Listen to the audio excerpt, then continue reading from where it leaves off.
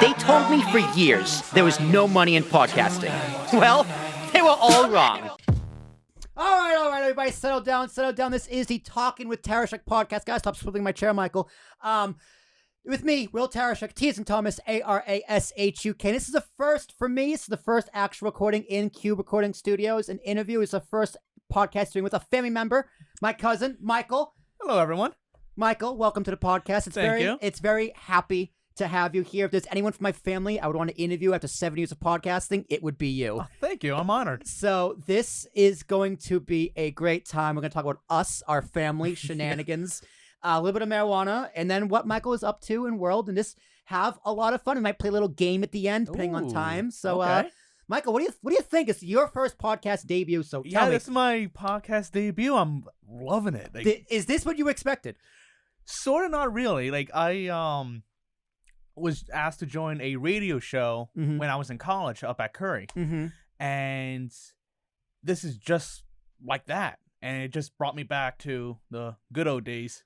I forgot there was radio station at Curry, because I remember telling you, at Hofstra, WRHU was huge for me, right? That's pretty much what got me into podcasts. It's what let me learn about these microphones, the same microphones we used at Hofstra, the same microphones I told Christian to buy. Yeah. So, what was it like, your radio station at Curry? What did you actually do there? Was there video, no video, or was it just audio? At WMLN at Curry, they did not have any video. It was just audio. So it was just like these mics right here, and it was just talking back and forth like I'm doing with you, with a friend of mine. She invited me to be on her radio show, and this was back when the sequel to Dumb and Dumber was coming out. Dumb and Dumber 2. Yes. T.O. Dude, that movie was...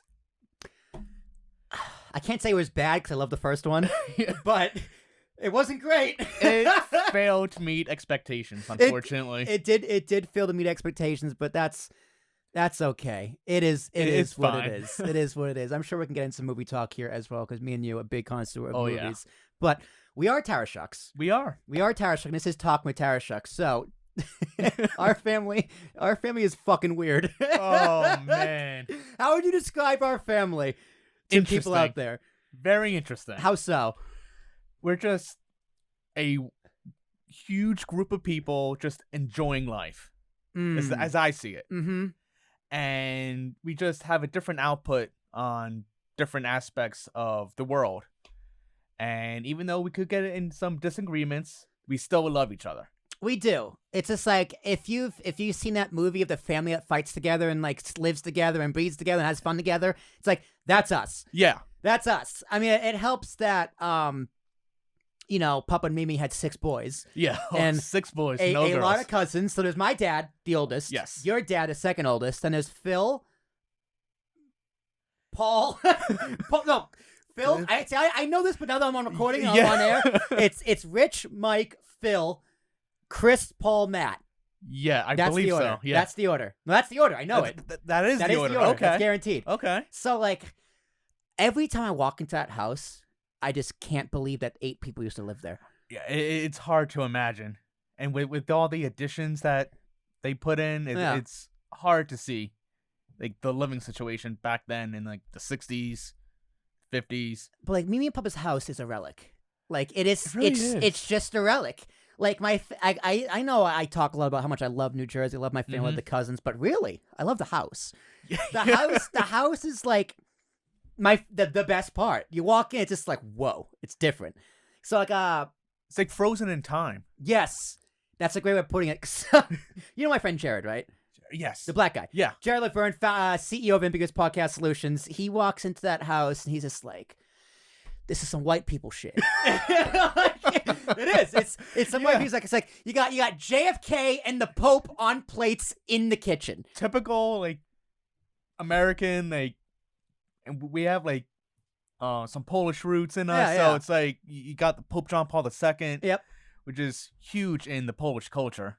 He's treated as a god, basically. Was he Polish? He was. So that's why. Yeah, he's actually from Poland. I don't know why I always thought he was Italian. Because typically it's always Italians. The Vatican. Yeah. So the Vatican is technically in Rome. Italy, even though it's its own entity. Yeah. So that's why Mimi loves the Pope. Yeah. So why did they love JFK? Catholic. Roman Catholic, yeah, Roman Catholic. JFK. 60s. Jackie Kennedy Onassis. Right, because they both were Catholics. Mimi and Papa would have been what, in their late 30s, when Kennedy was assassinated. Late 30s, early 40s, in that time range. Yeah. Because I know Kennedy was great with young people, or people your my age. Yeah. So I think Mimi and Papa was maybe just 5 years outside that bubble. But that was the only thing I was confused. Was why the fuck do you love the Kennedys? I think they wanted to hold on to that young person attitude, even though Mimi still thinks she's young, but she's up there. Yeah, she's 89? Just turned 89? Just turned 88, actually. Just turned 88 and loves CNN. So she is the furthest thing from young. Yes, but hey, great mindset. Still living at the age of 88. Yeah, it's fantastic. I mean, she's in great shape. Yeah, she's in great shape. My our grandfather was in sort of fair shape. He had he's a little rough. Yeah. I love telling the story because I got Crohn's. Yeah. And Papa had diverticulitis. Yeah. Right. So people's well, what's Crohn's like? I'm well, it's like this, but it could be worse because Papa couldn't eat anything. Yeah, he had Nothing. So many parts taken out of him. Yeah, I tell people he had 4 feet of his intestines removed. Yeah. You know how long a small intestine. Large intestine is 6 feet. Mm-hmm. So I was well, that's almost all of it. No, it's a small intestine. Small intestines, I think, is 12 to 14 feet. And if you stretch it all the way, it's the size of a tennis court. Mm-hmm. It's either one way or it's one way around a tennis court. I think it's just corner to corner. Yeah. So 4 feet is a lot. It goes a long way. Did I ever tell you the story of how the first time we drove down to South Carolina, Myrtle Beach? We took Papa's car. Remember the purple one? Oh, the cruiser, the PT Cruiser. No, the other one, the longer one.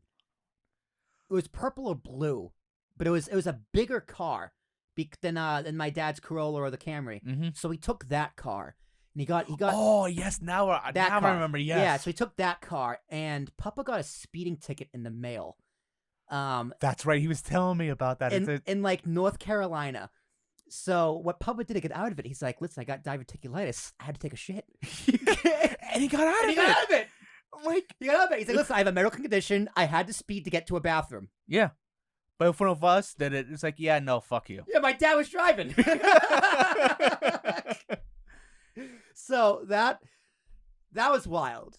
That was the fun of this, because that's the kind of shenanigans that Papa would do. Yeah, and I always talk with him on the front porch pretty much every day when I was a kid. Yeah. He would tell me stuff about his childhood, when he was in the Air Force, when he was in Korea. I'm not sure if he was in fighting in Korea. He was playing softball on the carrier. Yeah. And it was just reminiscing about his old childhood when he was our age. Mm-hmm. And he was just complaining about people nowadays, saying that they no respect, blah, blah, blah. And I'm like, Papa, changing times. Changing times. And ever since I said that, I think I was about 8 or 9 when I said that. And I'm 28, so in 20 years. Yeah. I've been still say it. I still you say still it. say it. I didn't know that's where it came from. I knew it was a Papa thing, because Papa would always look at Michael, changing times. Yeah. Now, I didn't know it started just. I didn't know it was that the roots were that deep. Yeah, the roots were that deep. I always talked to him and looked up to him. Mm-hmm. Same thing with my other grandfather. Mm-hmm. He was actually from Croatia, from Europe, and I always looked up to the both of them. And I actually got wrote my college essay about mostly my grandfather from my mom's side, and how he came into this country with meeting my grandmother. And it was just an awesome tale, an awesome story to talk about. Yeah, go into it. Go do the full family history, because I've known Bob, She, and Poppy my whole life. Yeah. But I always don't know that's Michael's other grandparents. Mm-hmm. The sweetest people. Yeah. Lovely people. Lovely. But I never knew I knew they were Croatian. I never knew the story. So tell me the story. So my grandfather, he's from Croatia, and my grandmother's from Poland. Mm-hmm. And they both immigrated here to the States, And my grandfather, when I wrote about him, it was more in depth. And he was in a all-boys boarding school in Croatia. And he did not like it whatsoever. He and a few of his buddies left the boarding school, which he called Boys Town. Mm-hmm. And he actually used the stars to navigate that, went to Italy. No shit. On foot. No shit. That's a long walk. A very long walk. And this was under Mussolini. Mm-hmm. So he went into a refugee camp. Conditions were deplorable. Obviously, Mussolini. Right. And he escaped that. Lived in France for a few years. And he went into America, to Jersey City. And he thanked JFK for it. And my grandparents on my mom's side loved JFK because of that. Well, that makes sense. Yeah. So what's Mimi's excuse? I have no idea. That's crazy, man. Like I can't even imagine. I can't imagine because I know Papa's dad, Andrew. Yeah. I believe he hopped the border in Canada. Yes. And my other grandparents, they came through Ellis Island. Mm-hmm. And that's the connection I have with that island, with immigrating here to America, searching for a better life. Mm-hmm. And when I asked my grandfather if he ever wanted to move back, he started to tear up. He wanted to go back. Mm. And I still have family in Croatia and in Poland. Yep, I still gotta go with. I mean, me, you, and Phil. Yes. Are gonna do an extended vacation in Poland to meet the family because I want to go. Yeah. Like I want to go to Italy to meet my family there. Like I don't know. I don't think I have family there, but my grandmother on my mom's side, born in the States, moved back to Italy, grew up there, and then moved back to the States for like middle school or high school, maybe when she was 9 years old. Mm-hmm. So, but I want to go to the village where she grew up in. Yeah. Like her in her early years. My grandfather was born here. Mm-hmm. That's cool. Like I like even though like Mimi drives me crazy with how she complains about people our days because she doesn't understand how tough it is for like people like us in our generation. There's a lot of pressure. There is a lot of pressure, but also it's hard. And hearing them complain about us, it's like, you don't get it. But at the same time, it's like, we don't get how hard it was for them. Like, we do, because they tell us all the time. Yeah. But we can never fully But now there's social understand. media and everything, which... Like, dude, I couldn't get here without a GPS in a car. Yeah. I can't imagine walking from Croatia to Italy. Oh, man, I don't even know how they did it. Unbelievable. Well, we use the stars. Yeah, he used Old the stars. school. Old like, school. Very old school. You know how much I miss stars? Oh my god! It's like living in Hoboken. It's just like there's no stars. Yeah, like me being in Summit, there's less light pollution than Hoboken, but there's still light pollution. A little bit. You see the bright stars, but like I know you see like the Big Dipper, Orion's Belt, constellations like that. Like I was in Nashville, August of 2020, visiting Nash from Nashville. Hilarious. And I look up and I'm like, holy fuck, these are so many stars. I love stars. Like one of these things I definitely want to do is just like Northern Lights. Yes, is a big thing for me. Same with me. But it's just go in the middle of nowhere and just see the stars. I remember my buddy Roman. I don't know if it was like an internship or for school or what he was. We spent like 6 months in China. Oh wow! And he would tell me like because his girlfriend at the time, Jasmina, was out there with him, and they did like this raft thing in the middle of the ocean. Oh, for like a week or something with a group of people. And they say in the middle of the night, you just look up and you see all the stars in the middle of the ocean. Wow. And it's just breathtaking. Yeah, like going on a cruise, I got to see all these stars. Yeah. I was 2017, like right before Papa passed. Like a few months, like about a month or two before he passed. Saw all these stars. And it was just an amazing sight to see all these stars with no light pollution at all. There was no weather. Like the weather was fantastic, and it was just smooth sailing. All the 7 days that we were out cruising, and it was just a fun experience to endure. I can't imagine. I think it was Christopher who was on a trip when Papa died. It's like it's at camp or something. Yeah, it was at camp. And obviously, we're like, should we tell him? We're like, no, don't tell him he's at camp. I think he had like 2 days left.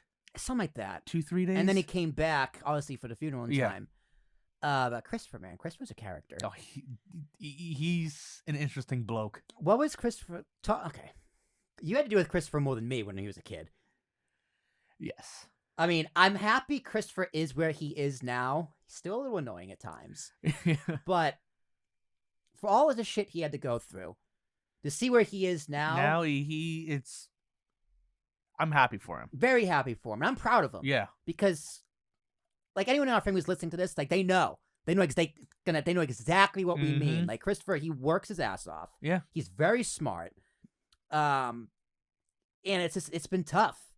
And I'm glad to see him pull through.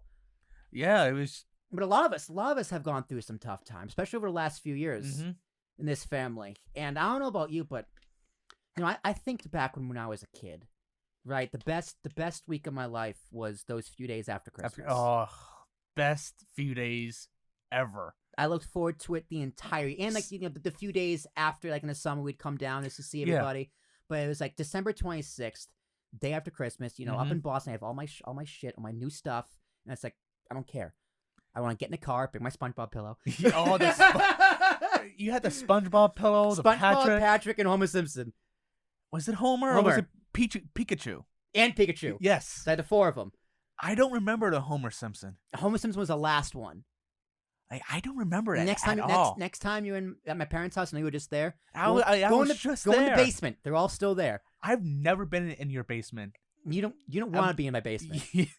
I was told, don't go down there. It's a mess. Yeah, it is a mess. It's terrifying. But my point was, the best 4 days of the year were after Christmas. Yes. Just going down 26th, all of us, all the cousins, all like 13 of us. Yeah, all 13. Plus all the uncles, plus all the aunts. All crammed into that tiny ass house. Tiny house. I don't know how we did it. And it was the best. It was the best 3 days that we could ask for. And I'm very fond of those memories. Looking back, I'm like, I wish we still had that today. I do. Me as well. It's like, I don't know if it's that, we all got older and we all have our own lives or, family events that happens.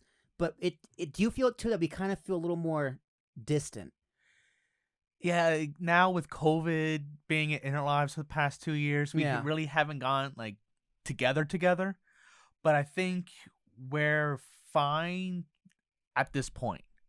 We'll get back to that togetherness once things die down. And like, oh, we should really get back together. Yeah, like I get COVID. I don't hold anything against anyone for like I saw Uncle Paul for Easter. I haven't seen Uncle Paul since September when we were all together that one time. Before that was like 2 years. Yeah. So like I love seeing Uncle Paul. Yeah. I miss Uncle Paul. But I get why I can't see Uncle Paul. Yeah, like with Andrea having the 2 kids. The 2 kids. Yeah. God bless her. It's like I don't know how other families did it, but even before COVID, I don't know if it's just me, but I felt like some of that magic from when we were kids, when we were all together. Yeah, that magic isn't there anymore. It just wasn't the same. And I don't know what that is. I mean, I don't know what that is, and it's very bizarre. It's like I kind of want to just reach out to people and be like, guys, like, we're fucking Tarashuk. Exactly. You know what I mean? Like, I want to go back to like my eulogy I did for Papa, and because I did my eulogy for my mom's dad. Yeah, I made that very personal. It was very much about me and my relationship with him because we shared a name. Yeah, but Papa's was more the whole family. I made it a point to include everybody because you guys all had more time with him than I did. Yeah. And I was very jealous. My sister, jealous my brother, yeah. Christopher, Megan. We were all basically either around the street or up the street. Yeah. So I wanted to make it more of like an inclusive thing and just like, this was all of us. And it kind of just hit home. It's like, he's gone, but like, that magic is still there and we're all still the same. And then here we are. So I'm hoping we can pull through. I know we're pulled through. It's not like there's bad blood with anybody. We don't hate each other. Like, we're Polacks. Yeah, it's just we're all stubborn ass fucking Polish assholes. Oh man, I always joke around whenever I'm at work, saying, "Oh, I'm just a dumb Polak here." Yeah, and it's like my supervisor always says, "I've never met anyone that made fun of their own culture. I'm like, because we're Polish, that's why. But you're supposed to. Like, you're supposed to make fun of your own culture. Yeah. Because no one else is allowed to. Exactly. Right? So we got to do it. Papa loved calling us all dumb Polacks. Oh my God. She'll call me a dumb Polak. Hey, come here, you old woman. Yeah. Yeah, crazy. It was just that time period, that culture from like the good old days. And I love our culture. I love our culture as a family. Because we are the best. Yeah. Don't tell my mother, but I do like the dad side of the family better of course. Because it's a more bigger fun. family. And like that's why. All the sleepovers we did, and like not a knock to my mom's side of the family. I love them too. Yeah. And I had a lot of time with them, and I cherish every second of it. Same with me. But Andrew and Michael, other Michael, were like 10 years older than me. Mm-hmm. They're both in their 40s now, and I'm 26, so 15 years older than me. Damn. Okay. So like it was just me and my brother. Yeah. So it just wasn't the same because we had all the sleepovers at Andrew, Paul, and Kevin's house. Yeah. We did sleepovers up at Mimi's house. That one room for the how many of us were up there? So it's Andrea, Paul, Kevin, me, you, Marissa, Thomas, my brother. Thomas never came. Thomas was there a few times. A few times. A few times. So it was 7, maybe 8 of us. 7, 8. Plus the bed in there. Yeah, so you had Marissa and Andrea in the bed. Yeah. And then the rest was on the floor. I don't know how we did it. I still walk up there and I'm like, how the fuck did we all fit in here? No, here's something even crazier. My sister's room is even smaller. Yeah. And we fit myself, my sister, Paul, Kevin, and Andrea in that room. Yeah, that's impossible. We made it work. For some reason, I don't know how, we made it work. Yeah, until you farted. Because your room, you and Thomas's room, would be like, it'd be me and my brother. It would be me and my brother on the floor, and you and Thomas had the beds. Bunk beds? Bunk beds, but now we have our own separate rooms because we're older now. You're adults. Yeah. I think me and my brother still have we still have the 2 beds in my room upstairs in my house. But the 2 of us had never home at the same time. Mm-hmm. So, I don't know. Yeah. It is what it is. Let's talk about Summit. Oh, Summit. Good old Summit. Good old Summit. You know, we all know that kid from high school who is never going to leave town, is in love with the town, and is just obsessed with the town. That's you. Yeah. You're that guy. Yeah, Mr. Hilltopper. I was never part of the in crowd in high school. And that's sort of the reason why I have like sort of like some social anxiety and whatnot. Yeah, you and me both. But what got me through it now, since COVID happened, cannabis. Cannabis really helped. It eased the mind. We're gonna get to cannabis, don't you worry. But I want to talk about Summit. But Summit, sorry. What is it about Summit? I mean, I love the town too. Yeah, it's a great town, but like I like my hometown.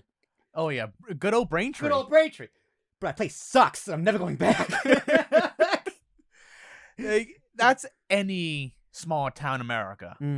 There's always that one person that loves the town. There's always the majority of people. Oh yeah, my town sucks. Blah blah blah. It's like it's just everyone knows everyone. That feel saying, hey, I got your back. You have my back. I have your back. Type thing, and it's just. Since we have that Midtown direct line, the train line, people have just been moving to Summit, and now are going to be putting a apartment complex in the middle of town. People don't like that. Yeah, I bet. It's like, oh, the views of Summit are going to be less enjoyable, but it's something to offset the taxes. Do you really want to pay more taxes? And people don't see it. Do you really want to pay more taxes? Or I could be just talking on my ass. Yeah. But honestly, Summit to me is that small town feel. Everyone gets together like we got your back. I mean, it's big. How many people live in Summit, roughly? Roughly 26,000. Really? So, because it is an actual city. Yeah, technically it is a city. I think Braintree had like 34,000. That surprised me that Braintree's bigger. Really? I think so. We can look it up afterwards. Yeah. I mean, I don't think anyone's going to care if we spread misinformation about the fucking population size of our hometowns. Yeah. Right? I mean, otherwise, if Christian, look it up. But it's not a big deal. Yeah.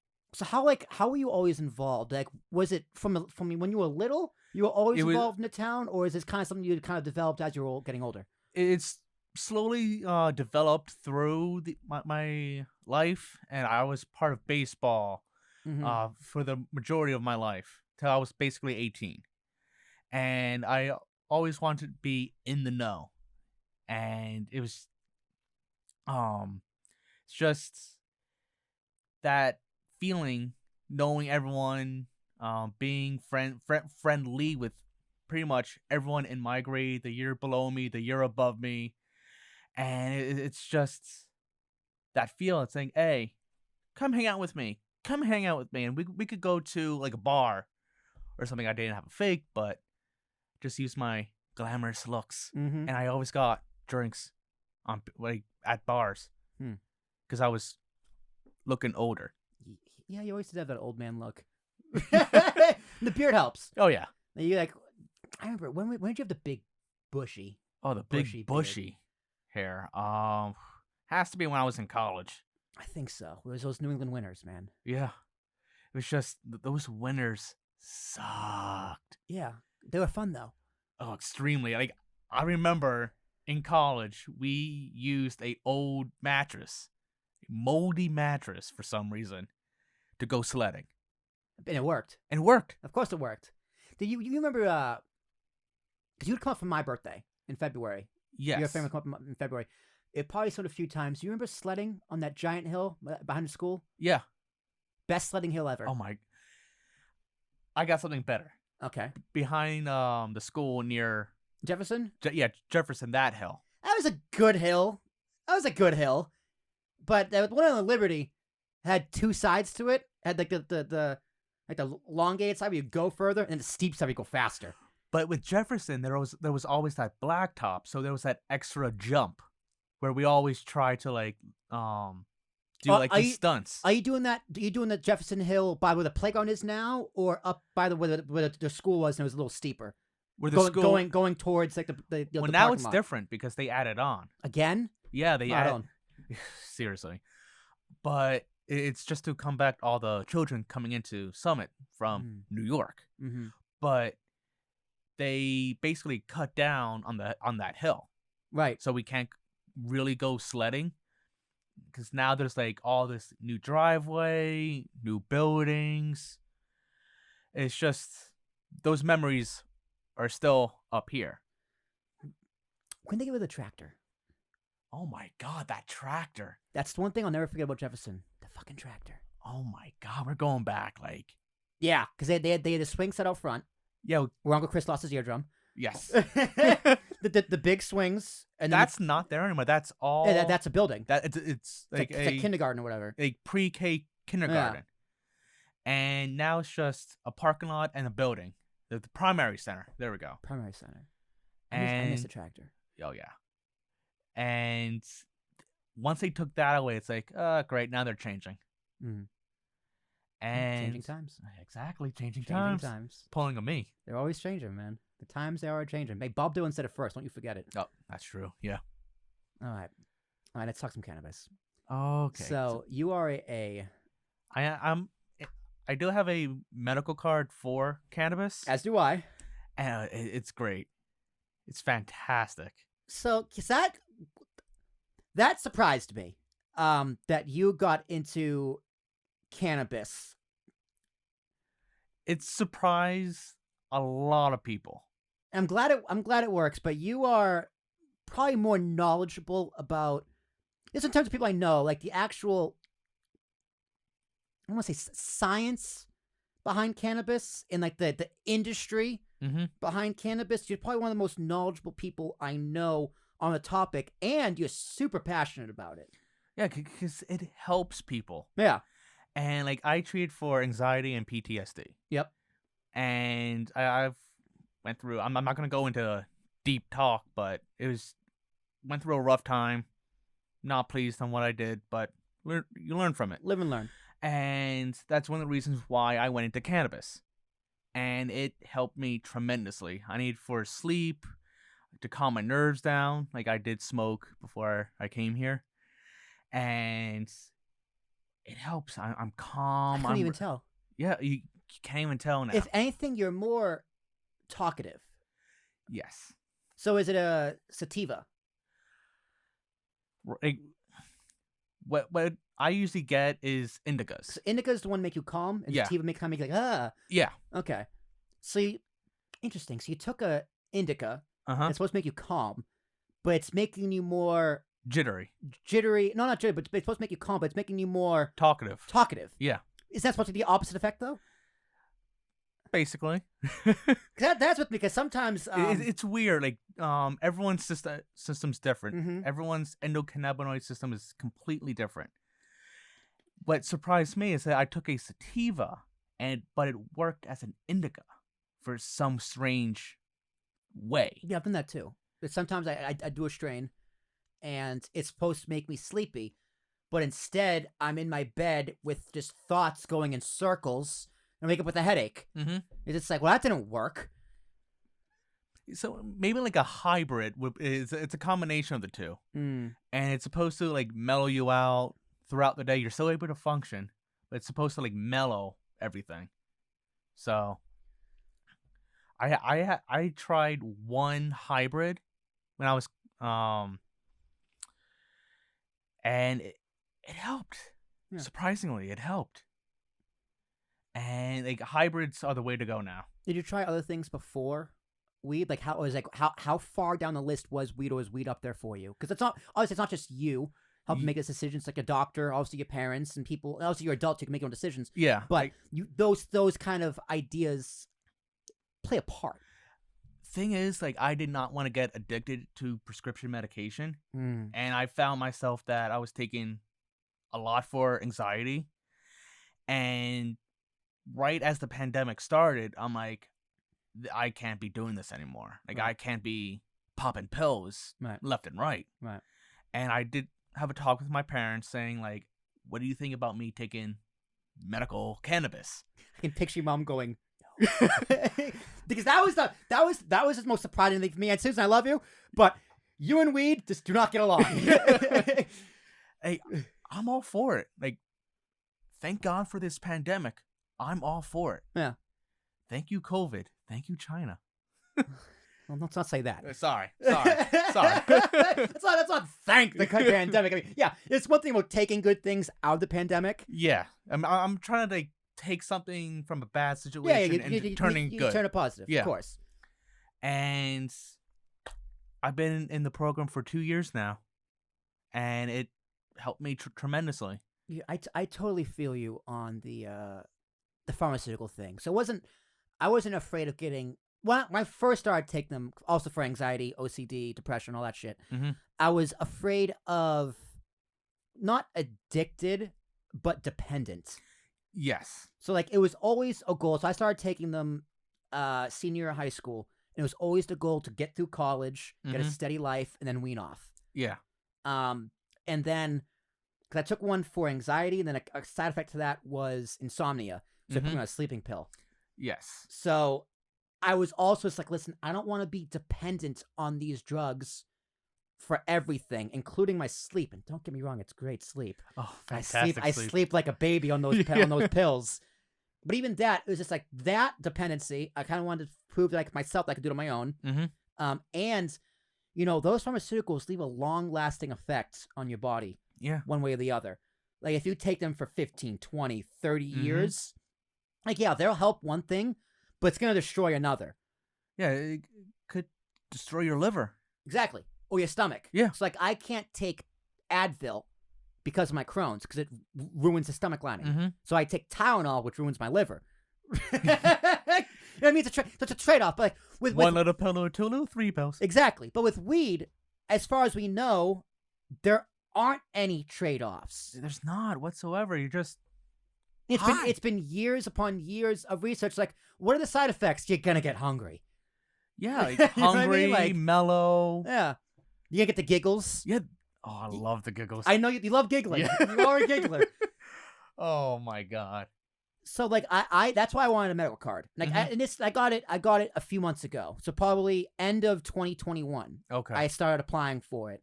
And I was like, listen, like I'm off the anxiety meds. I'm completely off of those because my plan worked. You know? Same with me. Out of college, steady life.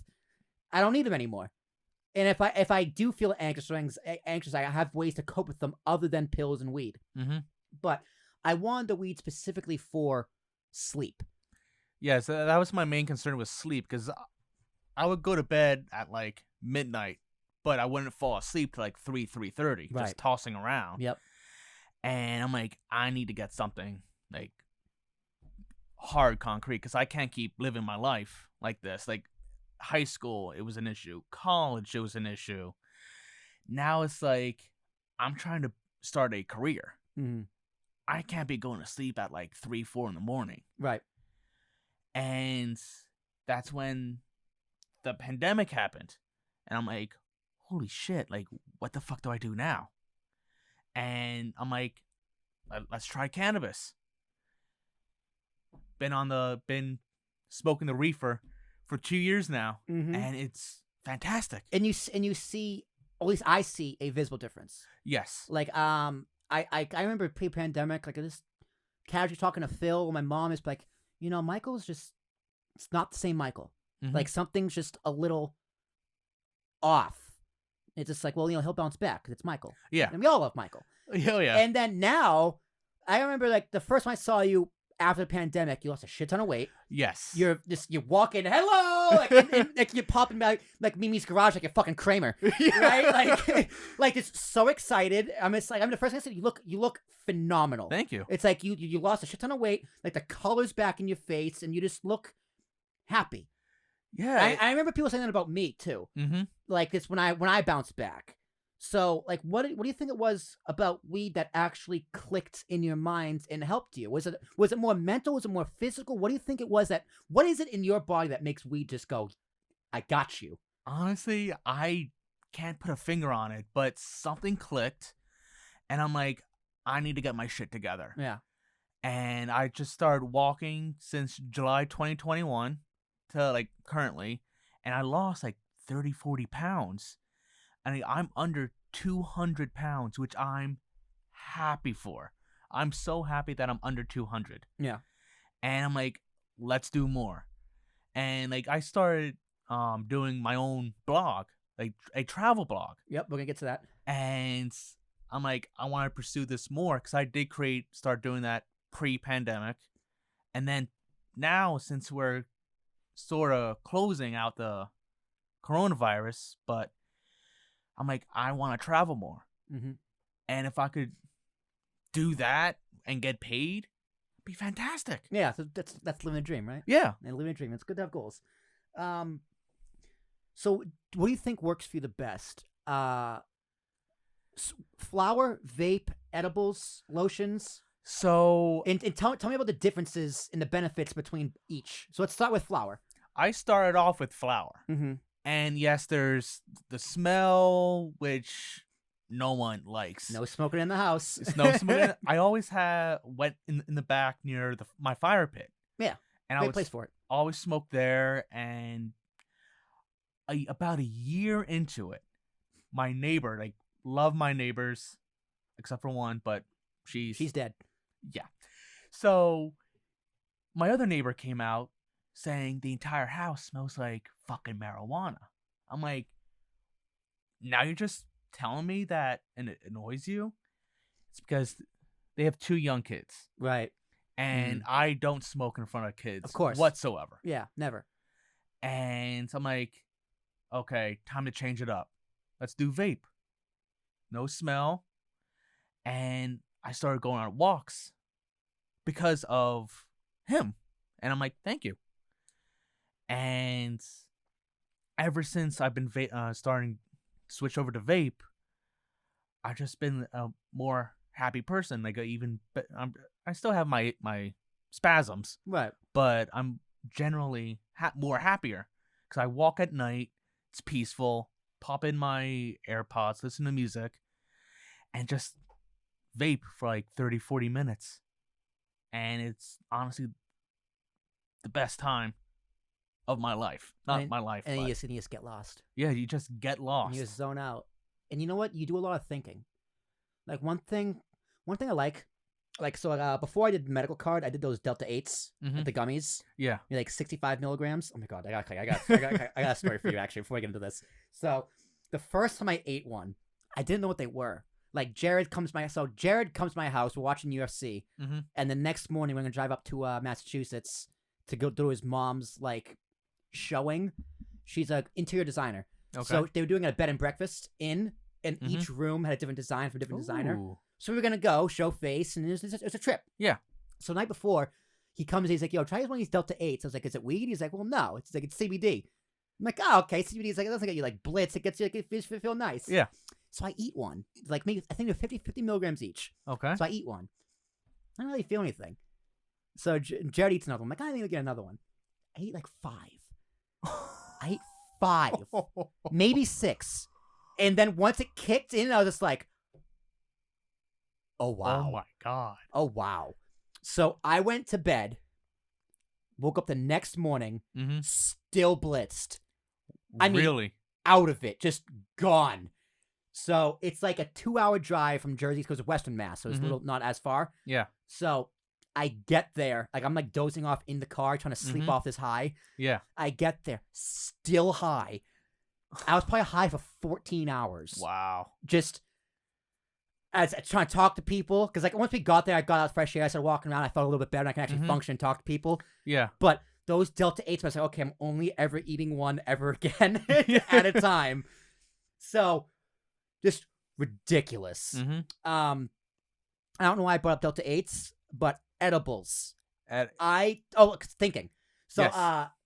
I sometimes I smoke weed or eat a Delta. I would eat a Delta 8, be like, okay, like I'm thinking a lot. I got something on my mind. I'm gonna eat a Delta 8 to look myself in the mirror, like metaphorically. Yeah. It opens my brain. I'm just kind of a real talk with myself and just figure it out. And some of my best ideas have come just from my best ideas come I'm in a shower or I'm trying to fall asleep. The perfect place not to have a pen. For me too. The perfect place not to have a pen and paper. Yeah. So I actually had the idea from unnamed nonsense. So Christian, you're welcome. Which is also part of talking with Tarashuk for just from smoking weed before I go to bed. I just wrote it all down. So.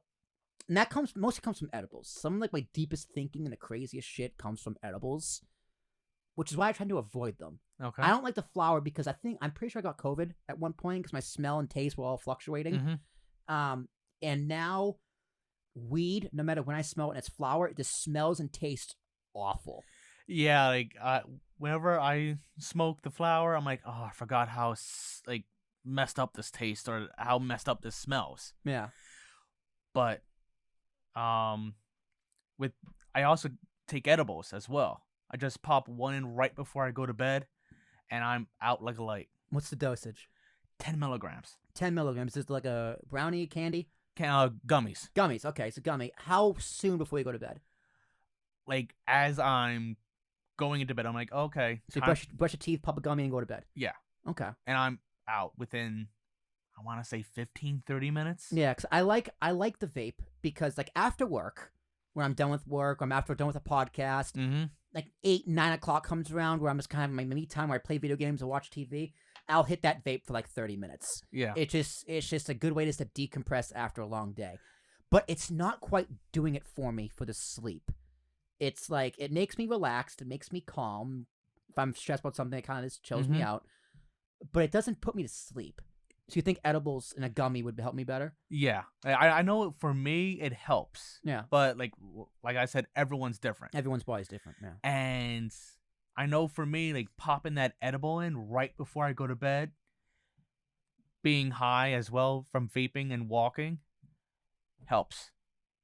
Right out. Puts me right out.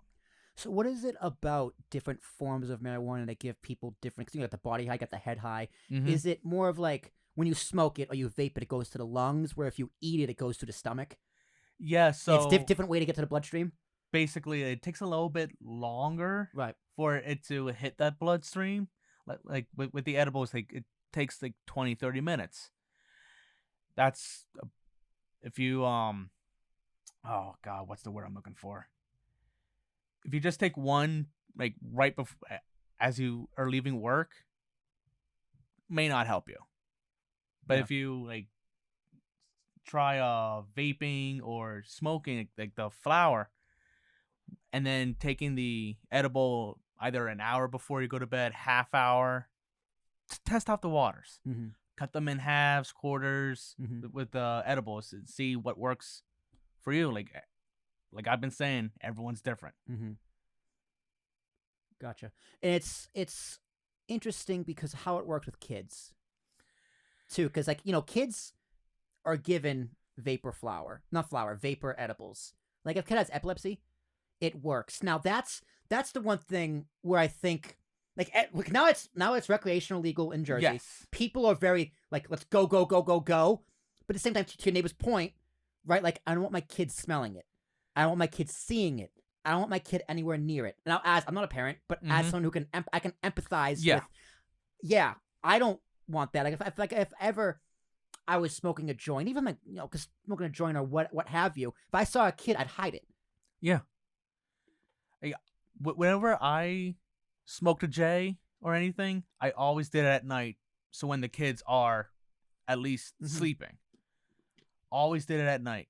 That's how I got away with it for so long. And I did smoke right after dinner. They were still up. Mm-hmm. And that's how I sort of got caught. Yeah. I get it. There's kids. This kid's going to be around. There's no way into stopping them from seeing someone smoke cannabis. Right. It's like smoking cigarettes. Right. There's no way to shield them from that, in a sense. Am I making sense? No, I know what you mean. Like it's like if it's going to be part of society, children are part of society, they're going to be exposed to it. Yeah. But it's like well, we don't have that same way of alcohol. Like in my opinion, when it comes to regulation, it should be the exact same as alcohol. Exactly. Right? Like, you can only do it in certain areas, like a bar, or like if you have a dispensary, I don't know if it makes more sense you have to smoke it inside or outside. Because like in Hoboken, a big complaint because the dispensary they want to put it in used to be a bar. And above it is residential, and they don't want it there because they don't want to smell it all the time.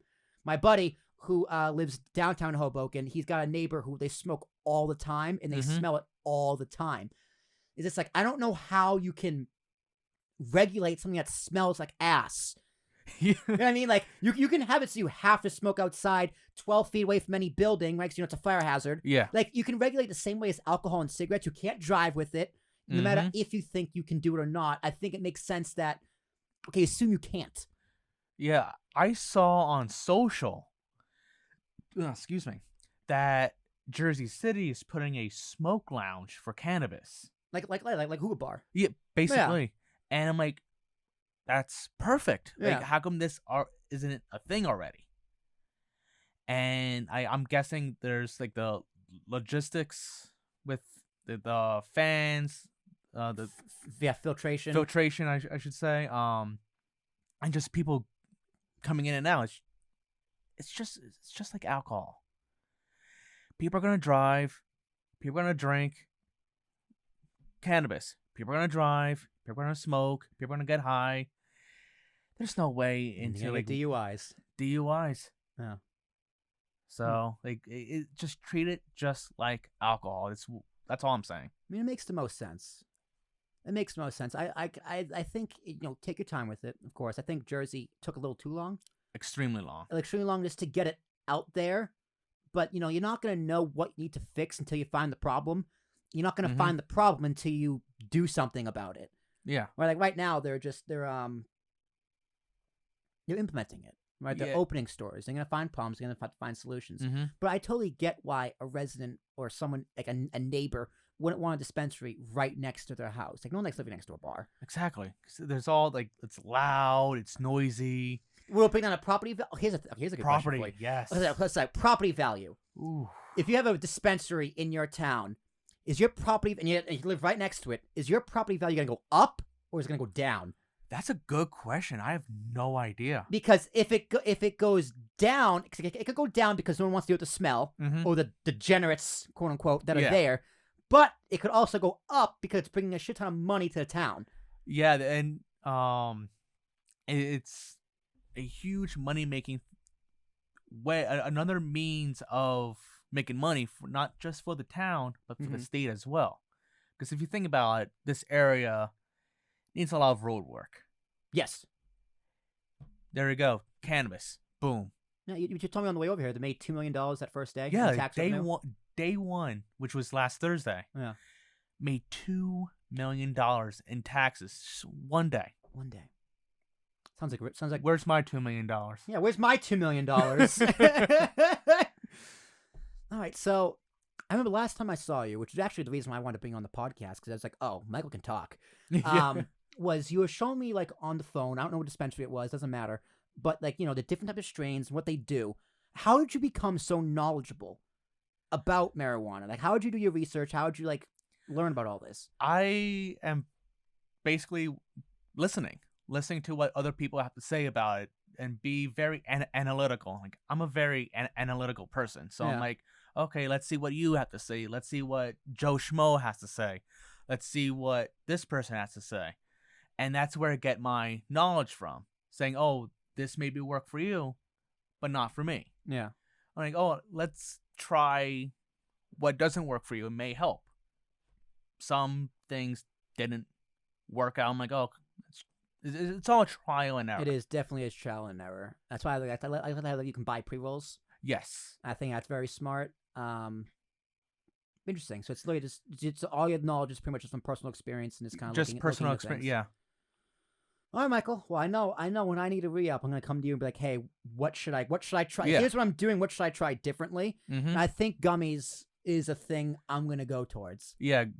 It sounds like what you're describing, you might like enjoy edibles. Yeah. More specifically gummies for right now. Yeah. Because like low dose, because sometimes edibles just make me too out there, as I say with those Delta 8s. Having 6 of them.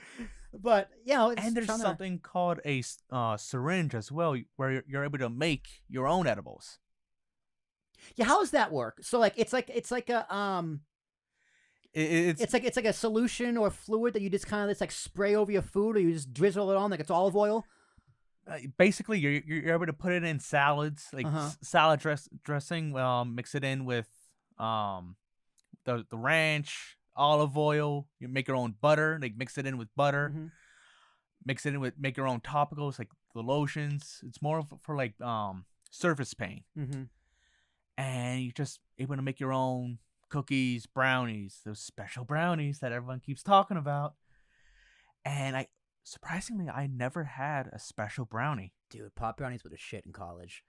Like, every now and then, you have to buy 2, because what if the first one doesn't work? Yeah. Because, like, you're just putting shit in the flour and cooking and hoping you get a good brownie. Yeah. You even taste it, but sometimes you'd get a bad brownie. Yeah. But, dude, sometimes we'd make the best brownies. Oh, my God, they were so good. Man.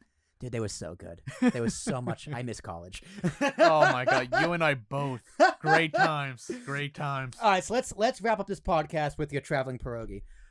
Oh, the traveling pierogi. Your blog. So first off, what the hell is it?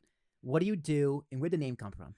So I do have a travel blog called The Traveling Pierogi, and I love to travel. Ever since I was a kid, going to South Carolina to Mimi's Myrtle Beach home, which she just sold. Thank you, Mimi. Thank you, Mimi. Yeah. And I just love to travel, and I'm Polish, so I'm like, let's think of a creative name. Pierogies are a huge staple of the people of Poland. Mm-hmm. And I'm like, let's do the traveling pierogi. And now I've been doing this since 2019, pre-pandemic. I've just been going around to different places, different restaurants, bars, towns, landmarks, whatever. And I take a picture of that specific thing and myself. And I just say, like, hey, this is something I found cool. Try it out. And I just posted it on Facebook and Instagram. Hopefully, people will go and travel to it. And I'm not sure if that answered your question or if you want me to go into more. Well, yes. How do you like? So the pictures you post, because I see them all the time. It's like, well, COVID's happening. Michael didn't go here. Like, are they stuff that you just had over the years? Yeah, like I did take a spring break trip in college to Europe. Right. to France and Barcelona. And with COVID, with being locked up in your home for God knows how long, I'm like, I need content. Oh, like I've been to these places. Let's post stuff where I've been, hopefully to get a following. And now I have like 600, like over 600 people following me on Facebook and Instagram And now. business cards. And I do have a business I card have like too. 2 of them. And like I just hope that I'm able to travel the world more while getting paid for it. Mm-hmm. That's my end game. But do you write? Like, do you actually write blog posts? Do you have a website, anything like that? Or is me just your social posts? It's right now. It's just social media posts. Okay. And I just give like a little history of the place, and I just say like these guys are fantastic. Check them out. Like, for example, I was just in Boston last weekend. Yep, I saw your picture of Ethan. Oh, good old Ethan. Good old Ethan. And I stopped at this one barbecue place, and they had one of the best pulled pork. Best pulled pork. Like, my sister went there with her boyfriend right before I went there, and I'm like, okay, let's see how good this is. How good can it really be? Oh my god, fantastic! And I had the wings as an appetizer. My dad has a run for his money. Oh boy!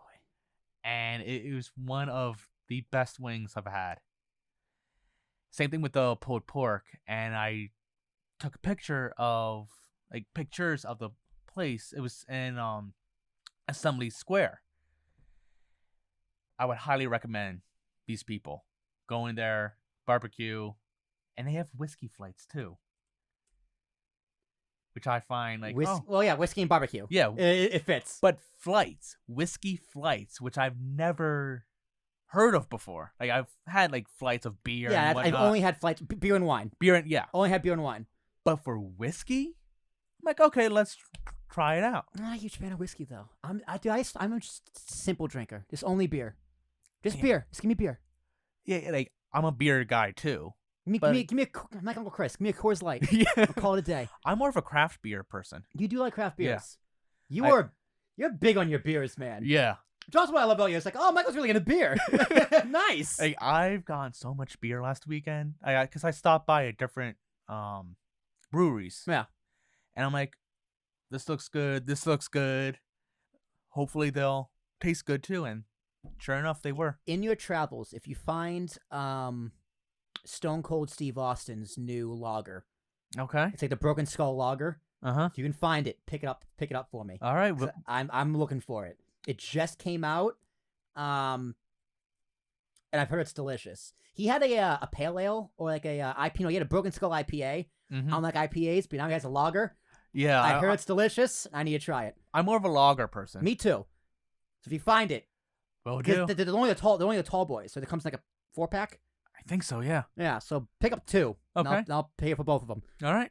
And we'll make it a done deal. Here we go. All right, Michael. Anything you want to ask me ever in the history of ever before we go? Last question always goes to the guest. I just hope you have me again. Oh yeah. So my policy is once a quarter. Once a quarter. Okay. Once a quarter. So actually, I guess news and notes for Talking with Tarashuk podcast. Every week on Monday nights, we will be live meaning Christian and I, and a guest, if I can find one. So Michael, we'll bring you back for a guest of the Unknown Unnamed Nonsense segment of this podcast. And all it is just we go live to as many places as we can go. I have a giant list of questions here, a list of 57 questions. Ooh. And Christian will ask a question at random. Okay. And we answer, we riff, and once we got nothing else to say, we either move on or we ask another question. Okay. So let's do a little preview. So, not Michael, pick a number between 1 and 57. Ooh. Let's go with Tom Terrific, 41. 41. I knew it. Okay. You're big into music. Okay. What is the dumbest band name to ever exist? Hey, Dumb? Christian, if you got a mic, you can throw yourself on here too. Dumbest? If not, don't worry about it. Oh, man. Goat piss? What? That okay? That's kind of gotta win. I don't know. Oh God Almighty! Honestly, this is a pet peeve of mine. But when people name bands after themselves, I get it. It's like there's multiple. like I know you love Elton John. Well, no, he's more of a solo guy. He's more more solo. solo. Billy Joel more solo. Think of Zach Brown Band. I enjoy listening to Zach Brown Band. Yeah, but it's a band. It's a band. It's not like I love Zach Brown, but it's like you could have named it something else. Or like Bruce Springsteen and the E Street. Just call it the E Street Band, you selfish fuck. Well, think about like with I'm not sure if you heard of Selena, not Selena Gomez, but the this one Spanish singer, Selena. She wanted to keep her band name. I forgot what it was called, but she wanted to keep her band name. And all these record producers was like, yeah, no, that's not going to work. It's just not possible. So they just went with Selena. They were still together until it worked. It works. But she was more concerned, not just selfish, about other things like what the family was. It was more of a family band. Like the Pressures, what's that? The TV show, The Partridge Family. Okay. And it was more of like a family band that you wanted to keep that band name, but obviously, producer was like, no. I'm always gonna say the band. The band is just called the band. First off, I don't know how they went into like the '60s without that name not being available. Seriously, like, come on, be a little more original. Yeah. One of my favorite bands, Bowling for Soup. I love Bowling for Soup because if I was a band, my personality was a band, it would be Bowling for Soup. They were just the weirdest. Bowling for Soup. Their lyrics, like, have you the 1985? Yes. Or Punk Rock 101. Yeah. Like it's I'm drawing a blank on how 1985 goes, but I love all their songs. They have a whole song about Val Kilmer.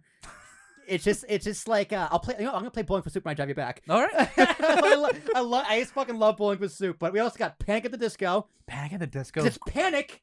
Like exclamation panic! Exclamation point at the disco. At the disco. Hoobastank. Hootie and the Blowfish. Hootie and the Blowfish. Okay. I don't know why Dave Matthews Band is on. So I googled it. So Rolling Stone. I don't know why Dave Matthews Band is on here because that's another one. Okay, it's like Dave Matthews is. You have a band is called something else, and they have the Beatles on here, which you're wrong. You're wrong. But yeah, Hoobastank is a funny one. You know what? I'm gonna change my answer to Hootie and the Blowfish. Hootie and the Blowfish. It's Darius Rucker and the Blowfish, basically. Yeah. Oh my God. There's also okay, this might take the cake. It's a death metal band called Chunk. No, Captain Chunk. You know that line from the Goonies? Yeah. That's a band name. Really? Chunk? No, Captain Chunk. Like, really? And that's it. Wow. That's it. And I think that's the perfect place to leave it. Michael, anywhere you want people to follow you, Traveling Pierogi, any of your socials, anything you want to plug, the people need to know. Yeah, follow the Traveling Pierogi on Facebook and Instagram. That's all I ask for. And I hope to see you on your next travel. And spell pierogi for people. Pierogi. Where's my... You can't spell pierogi? No, remember, I'm a dumb Polak, remember? Yeah, fair enough. Oh, God almighty. It is pierogi. Pierogi. The Traveling Pierogi. Facebook and Instagram. The Traveling Pierogi. Well, Michael, I'm very excited to see where you go. I'm very glad to see you're doing well. I hope you continue to do well. I'm glad everything's working out for you. I'm glad that we could actually do this. I'm very Thank happy you. that you could be the first family member in seven member. years to be on this podcast. But ladies and gentlemen, that is where we wrap it up. Christian, keep this camera on me for the rest of the podcast, because my name is Will Tarashuk, T as in Thomas, Arashuk. This has been the Talking with Tarashuk podcast. Thanks to my guest, my cousin, one of my best friends in the entire world. I love him like a brother, Michael Tarashuk. And if you want to find more about this podcast, you can head over to ambiguouspodcastsolutions.com to find all of our other episodes. Our live shows will be live every Monday, starting hopefully next week. We still got a few I's to dot and T's to cross, but we'll find out. If you want to be a guest on this podcast on either Talking with Tarashuk, like in here, where it's kind of more formal or fun, or you can be a guest on The Ridiculous, where I ask all the random questions and things just get a little weird. You can be a guest on either. Email me at will@apspodcast.com. It's WILL at APSPODCAST.com. And we'll get you on the show. It'll be a lot of fun. But until then, I'll be back next time with a new interview or a new live stream. I don't know. That's the fun. But we'll see you there. Until then, y'all take care.